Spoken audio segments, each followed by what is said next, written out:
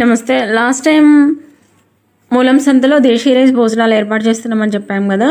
నైటే ఫంక్షన్కి వచ్చామండి. బ్లాక్ రైస్ నవారా కొర్రలు యాడ్ చేసాము ఈసారి మెనూలో.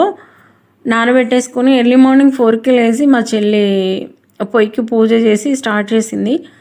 బ్లాక్ రైస్ నవారా అయితే ఎర్లీ మార్నింగే స్టార్ట్ చేస్తామండి, ఎందుకంటే అది 2 or 3 hours అయినా పట్టుద్ది ఉడకడానికి.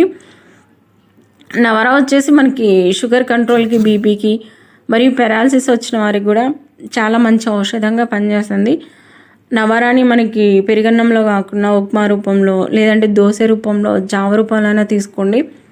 మరి బ్లాక్ రైస్ని అయితే ఇలా పాయసం రూపంలో కానీ, మరి ఇడ్లీ రూపంలో కానీ, జావ రూపంలో కూడా తీసుకోవచ్చు. ఈసారి అయితే దూదేశ్వర్ యాడ్ చేసామండి మెనూలో. ఎప్పుడు కుసి పడాలి, మైసూర్ మల్లిక, నారాయణ కామిని అలా పెట్టేసాము. ఈసారి అయితే దూదేశ్వరు సన్నాలు. దూదేశ్వర్ ప్రత్యేకత ఏంటి అంటే బాలింతలకి పాలు బాగా వస్తాయండి దూదేశ్వరు తినడం వల్ల. సో ఎవరైనా బాలింతలు ఉంటే మాత్రం దూదేశ్వర్ని రోజువారీ ఆహారంలో చేసుకోండి. హైబ్రిడ్ వరి తినడం వల్ల దానికి కొట్టే మందులు మనం తిన్నప్పుడు మళ్ళీ అవి పాల రూపంలో పిల్లలకి ఇస్తుంటాము. అలా మనం తినేది కాకుండా విషయం మళ్ళీ పిల్లలకు కూడా అలా ఇస్తే అలా చిన్న పిల్లలకి హాస్పిటల్ చుట్టూ తిరగాల్సి ఉంటుంది. మీరు ఇలా ప్రకృతి సిద్ధంగా పండించిన బియ్యం రోజువారీ ఆహారంలో చేసుకోవడం వల్ల తల్లి పిల్ల ఇద్దరు ఆరోగ్యంగా ఉంటారు. సో పిల్లలు కూడా భీముల్లా బలంగా తయారవుతారనమాట.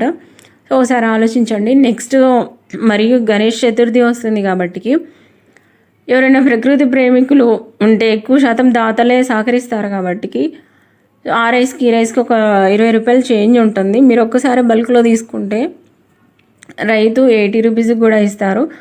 సో మీరు 9 రోజులు 9 రకాల రైస్ వడ్డించడం వల్ల పండగలకి ఎక్కువ శాతం జనాల్లోకి రీచ్ అవుతుంది అన్నమాట. సో ఒకసారి గమనించి మీరైతే దేశీ రైస్ని అన్నదానంలో అయితే పెట్టండి. బ్లాక్ రైస్ పాయసం కూడా లాస్ట్ టైం మిస్ అయిన వాళ్ళు ఈసారి అయితే చాలా బాగుంది అనేసి మెచ్చుకున్నారనమాట.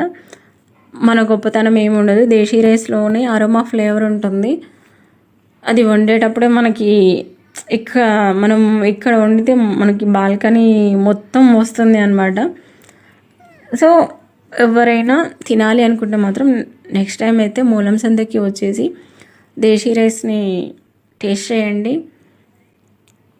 సో మీకు ఈ వీడియో నచ్చితే మాత్రం సబ్స్క్రైబ్ చేయండి. కామెంట్ అయితే లాస్ట్ టైం దేశీ రైస్ భోజనం టేస్ట్ చేసిన వాళ్ళు ఖచ్చితంగా అయితే కామెంట్ చేయండి ఎలా ఉందో అనేసి, షేర్ చేయండి. సో నేనైతే నెక్స్ట్ మూలం సంతలో అయితే మళ్ళీ కలుస్తాను. థ్యాంక్ యూ అండి. ఈసారి కూడా స్టాల్స్ అయితే చాలామంది పెట్టారు.